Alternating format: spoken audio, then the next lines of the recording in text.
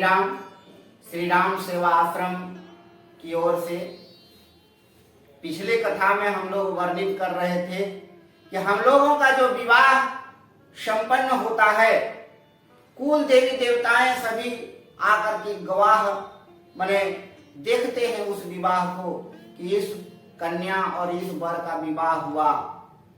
और उतने भीड़ में, उतने समाज में हम लोग अभी देख रहे हैं कि एक दूसरे से कोर्ट कचहरी का चक्कर लग जाता है, जिसको हम लोग तलाक बोलते हैं। लेकिन हमारे हिंदू धर्म में, हमारे शास्त्र में कहीं भी इसका उच्चारण नहीं है। आप अगर अपने पति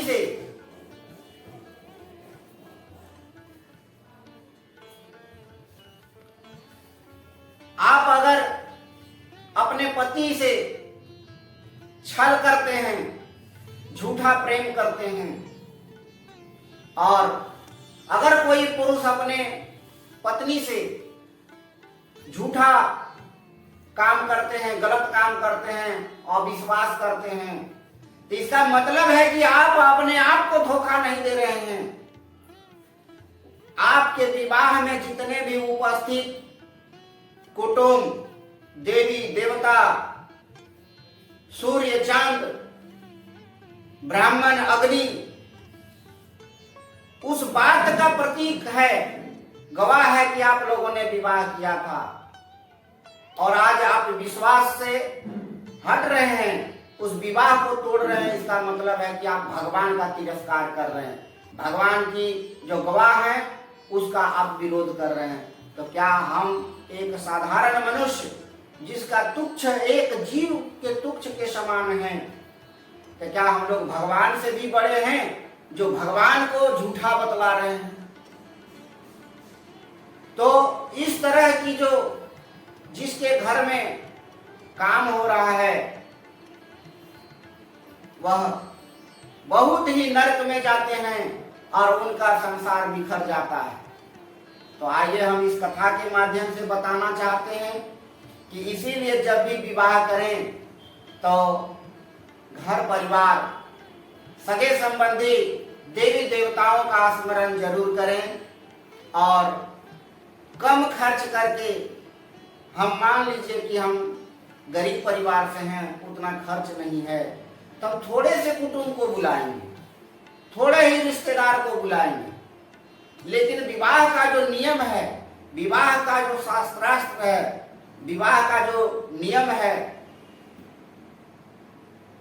विवाह का जो विधि विधान है, उसको अवश्य करेंगे। तो जैसे ही प्रभु श्री राम ने बहुत ही सहज भाव से गुरु की आज्ञा पाकर उठे, सहज ही चले सकल जग स्वामी, मत मंजू बर कुंजर गामी, चलत राम सब पुर नर नारी, पुलक पुरी तन भये सुखारी।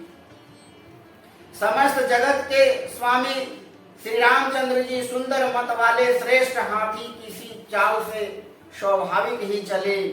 श्री रामचंद्र जी चलते ही नगर भर के सभी स्त्री पुरुष सुखी हो गए और उनकी शरीर में रोमांस भर आई, उत्तेजना भर आई, खुशियां भर आई।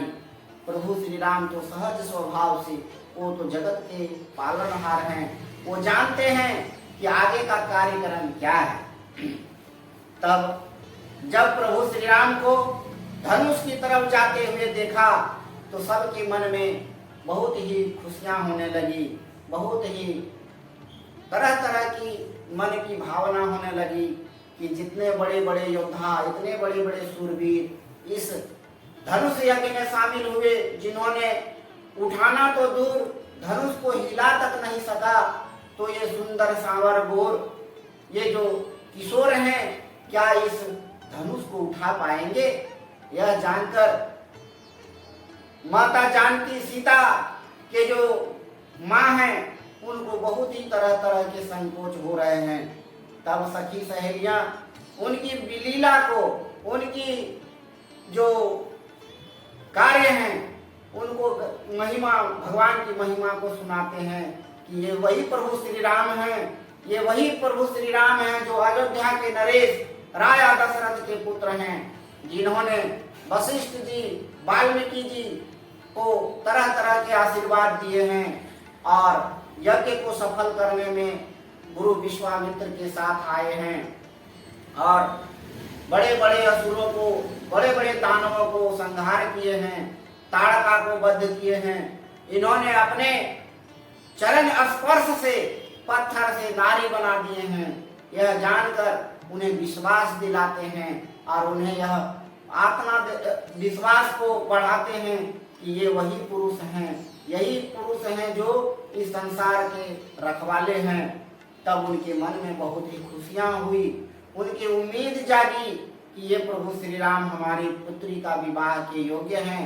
ये लगता है कि हमारे, जब सीता की माता को मन में विश्वास हुई और वहां के नगर के जितने भी नर और नारी, सीता, सभी ने जितने भी धर्म किए थे, जितने ही उपवास किए थे, जितना एकादशी किए थे, जितने व्रत किए थे, सबने अपने अपने व्रत को स्मरण किया कि हे प्रभु, हमने जो धर्म किए हैं उस धर्म की में इस जुगल जोड़ी को बनाने के लिए हम अपने धर्म को, अगर मेरे मन में धर्म है तो इस जुगल जोड़ी का स्वयंवर हो जाए, विवाह हो जाए और ये जो धनुष हैं शिव धनुष को उठा सके। तब सीता जी भी मन में बहुत तरह की भावना को, भगवान को स्मरण करने लगे। तो भगवान सकल उर्वासी करहि मोहि रघुबर के दासी, जेहि के जेहि पर सत्य सनेहु, सोते ही मिलई न कछु संदेहु। तो सबके हृदय में निवास करने वाले भगवान मुझे रघु श्रेष्ठ श्री राम का दासी बना दे।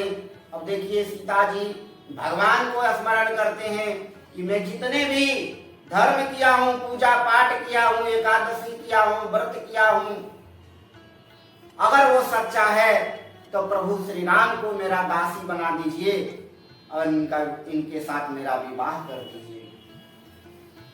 प्रभु तन चितई प्रेम तमन ठाना, कृपा निधान राम सब जाना, सियहि बिलो की तकेउ धनु कैसे, चितव गुरु लघु ब्याहि जैसे।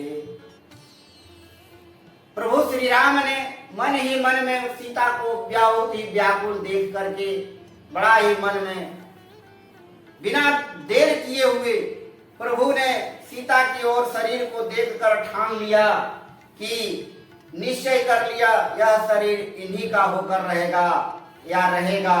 कृपा निधान श्री रामचंद्र जी सब जान गए।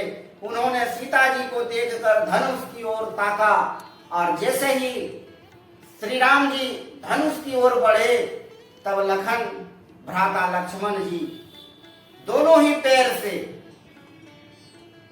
कथा में वर्णित है, चाप समीप राम जब जाए, नर नारिन सूर सुकृति मनाए, सब कर संशय अरु अज्ञासु, मंद महि बंद कर अभिमानु। लखन जी और जितने भी वहां उपस्थित सज्जन वृंद थे, भ्राता लक्ष्मण ने अपने पूरी शक्ति से ब्रह्मांड की जितनी भी ताकत थी उनमें उठाने का, उतनी शक्ति से पृथ्वी को, धरती को पैर से दबा करके रखे ताकि वो शिव जी का जो धनुष है हल्का हो जाए, उन्हें उठाने में कोई कठिनाई ना हो। और सब मन ही मन में भगवान को स्मरण करने लगे कि ये धनुष आराम से उठ जाए। सभी देवी देवता ऊपर में देख रहे थे कि कब प्रभु श्री राम इस धनुष को उठाएंगे और सीता जी के साथ इनका विवाह हो जाएगा।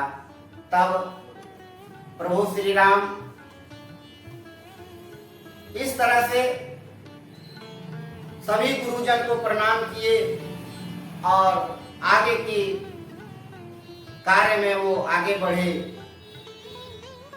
गुरु ही प्रणाम नहीं मन किन्हा, अति लाघव उठाए धनु लिन्हा। दम के उदामिनी जीवी जब लयऊ, पुनि नभ धनु मंडल सब भयऊ। मन ही मन में प्रणाम किया प्रभु श्री राम ने और बहुत ही फुर्ती से शिव जी का धनुष ऐसे उठा लिए। बोलिए प्रेम से सियावर रामचंद्र की जय। तो जैसे ही धनुष को उठाया सब देख करके अचंभित हो गए कि जिस शिव धनुष को इतने बड़े बड़े पुरुष, इतने बड़े बड़े महारथी, इतने बड़े बड़े सूरवीरों ने धनुष को हिला तक नहीं सका, ये किशोर जो बहुत ही सरल और कोमल स्वभाव के हैं, ये कौन है जिन्होंने बहुत ही आराम से धनुष को उठा लिया। और उस धनुष को चाप चढ़ाते हुए किसी ने नहीं देख पाया। मतलब कि सब आश्चर्यचकित हो गए, वह दंभ रह गए, अचंभित रह गए कि ये क्या हो गया। और प्रभु श्री राम ने जैसे ही धनुष पर चाप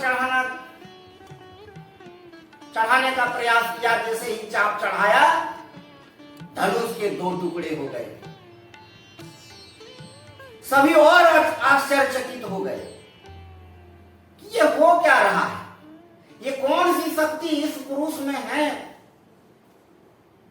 जो इस धनुष को उठाना तो बहुत सरल, इन्होंने चाप चढ़ाते हुए इस धनुष को भंग कर दिया। तब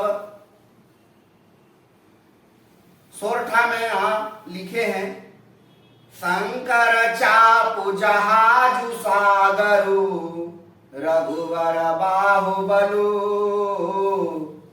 बुढ़ु सो सकल समाजु चढ़ाजु, प्रथम ही मोह बसु। प्रेम से बोलिए सियावर रामचंद्र की जय। शिव जी का धनुष जहाज है और श्री रामचंद्र जी समुद्र है।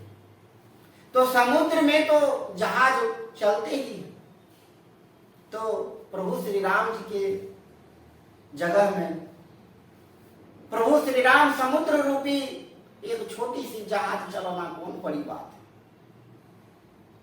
और इस तरह से पूरे संसार में जय जयकार होने लगी। धनुष जब टूटने के बाद पूरे सभा में जय जयकार होने लगे, आकाश से फूल की वर्षा होने लगी, सभी विवाह को संपन्न करने की तैयारियां करने लगी, गीत गाने लगे, नृत्य करने लगी। गांव के नगरवासी धन दौलत हीरे मोती जवाहरात धन लुटाने लगे, खुशियां बांटने लगे। राजा जनक जी बहुत ही खुश हो करके, उनके मन में बहुत ही शांति मिली। सीता जी के मन में भी बहुत प्रसन्नता हुई कि हमें जो चाहत थी, जो हमें इच्छा थी, उनके साथ मेरा विवाह संपन्न होगा। तो आज के वीडियो में बस इतना ही। अगले वीडियो के लिए हमें मार्गदर्शन दें कि किस तरह से वीडियो को और बेहतर किया जाएगा। और ये शांति पाठ हम बार बार दोहरा रहे हैं कि प्रत्येक घर में, प्रत्येक परिवार में सुबह या शाम कभी समय निकाल करके पढ़ें। इससे धर्म के साथ साथ सभ्यता, संस्कृति, रीति रिवाज सभी का स्मरण होगा और घर में शांति होगी, क्लेश बाधा विघ्न दूर होगा। जिसके घर में अशांति है, नशा है, शराब का सेवन कर रहे हैं, उसका थोड़ा परहेज कीजिए और अपने बाल बच्चे के लिए मंगल की कामना करिए। भगवान की सेवा में रहें और अपने अपने कार्य में जो भगवान ने आपको दिए हैं उस कार्य को एकदम ईमानदारी पूर्वक करें और जन का कल्याण करने के लिए हमारे साथ इस चैनल से जुड़ें, श्री राम सेवा आश्रम से जुड़ें और चैनल को सब्सक्राइब करें और नई नई कथा को जानने के लिए हमें आशीर्वाद दें। जय श्री राम।